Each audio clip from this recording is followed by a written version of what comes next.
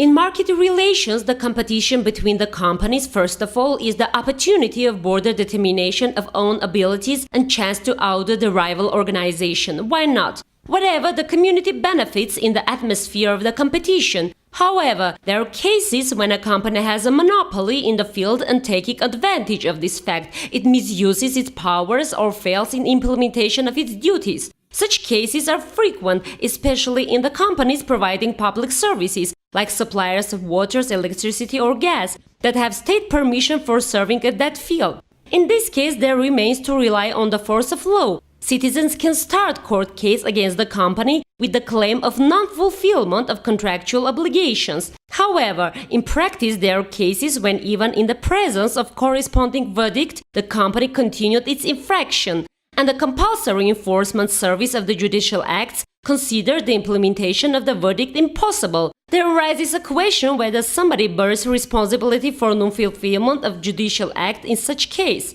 The law on the compulsory implementation gives that best to enforcement officer to finish the enforcement proceeding solely by enforcement proceeding of non-property nature. Property nature obligations are clear. If the debtor fails, there is applied a confiscation on his property and after he is forced to do it. Even in case of voluntary non-fulfillment of one part of non-economic liabilities, enforcement officer can easily do it instead of the debtor. For example, writ of execution of non-economic nature about demolition of some building.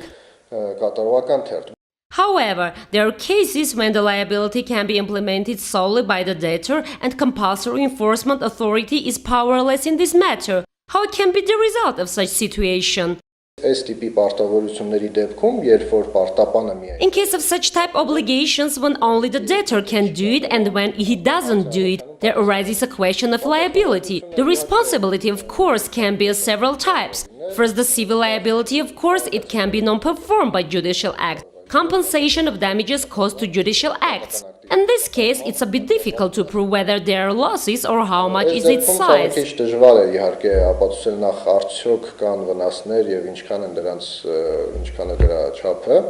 Even if there is not found any mechanism in the framework of compulsory implementation which will force the company to correct the failure of contractual obligations, we should not give up. In such cases, the public may submit a complaint to the Public Service Regulatory Commission, which gave service permission to the problematic company. Naturally, there can be assumed that this permission has certain conditions. Certain demands are presented to the company, and I think that interested people here, the public, can apply to the state-authorized body, the Commission, indicating that in fact the organization implements its obligations incomplete and here try to secure the performance of contractual obligations by administrative levers, and in case of non-fulfillment to raise an issue of permission termination. In other words, the public can already demand not from the company, but from the state, which has given the permission.